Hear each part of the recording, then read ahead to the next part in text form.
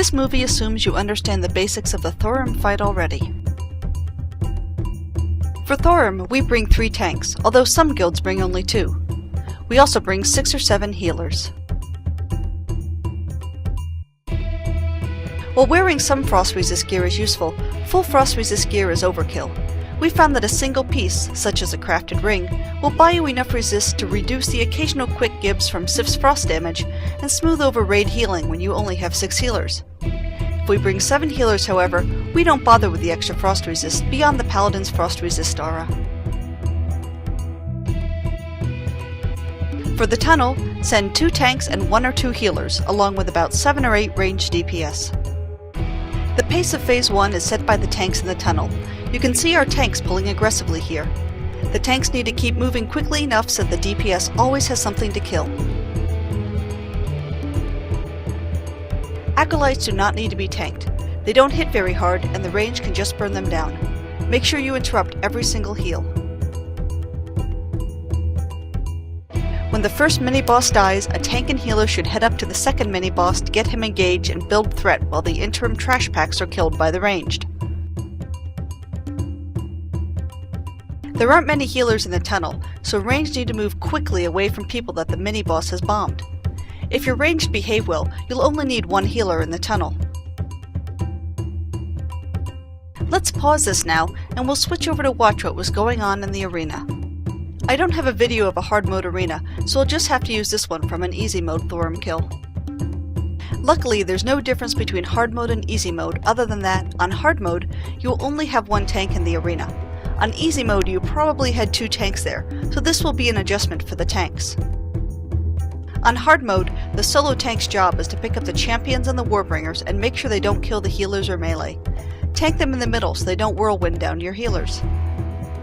Our tank does this by zooming his camera all the way out and playing from a top-down view, using his mouse to easily target incoming mobs.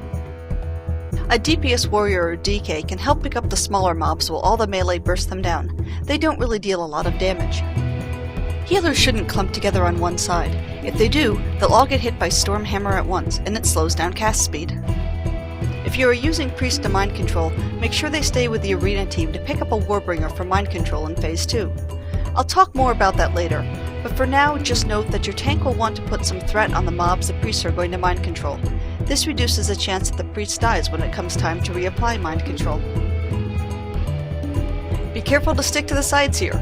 Those circles in the middle are ice traps. The hard mode will start as long as you reach Thorim in time. A druid can sprint or a ranged can attack him ahead of time to trigger it before you reach him if you're worried that you won't make it in time. The goal of your Phase 2 positioning is to minimize the amount of movement that anyone has to do while simultaneously reducing the chance that someone will die from burst damage or chain lightning. The ranged and healers form clumps of 3 people and stand in a ring where they won't get hit by blizzard but won't chain lightning to each other either. When a ranged group gets a lightning charge cast in their area, they run out and behind another ranged clump. It doesn't matter which direction they run, or even that they stay together, as long as they're far enough back that they won't chain lightning to the clump that they're standing behind. If a ranged group is getting hit by blizzard, they should inch forwards until they're no longer being hurt. The goal of this positioning is that ranged don't take blizzard, but are far enough back that they don't ever chain lightning to the melee. Sometimes it can take a bit of adjusting. The melee form 2 clumps, with the tanks all standing in a 3rd clump. If the melee have a lightning charge on their side, they run to the other clump at the last second and then run back quickly when it's done, keeping the overlap as minimal as possible to reduce the chance of a chain lightning. The tanks, they don't move out for anything. Remember, Sif moves around the room and will frost nova the people at her feet. You can watch Sif and know ahead of time if a group is going to get frost novaed when a lightning charge is going out. A fast mass dispel in this situation can save many lives. As Thorim stacks get higher, tank healing gets harder and harder. All the same normal mode mechanics apply, but healing is tighter since there's more tank damage and more raid damage. Cooldowns, both tank and healer, and soulstones and battle reses can help you get through those higher stacks. Next, some comments on the various position for the ranged clumps. Feel free to play around and adjust your positioning. Ours aren't necessarily the best, they're just what we learned with and keep using because everyone in Fusion is used to them. While we tank him with his back to the entrance, you may want to flip him around instead.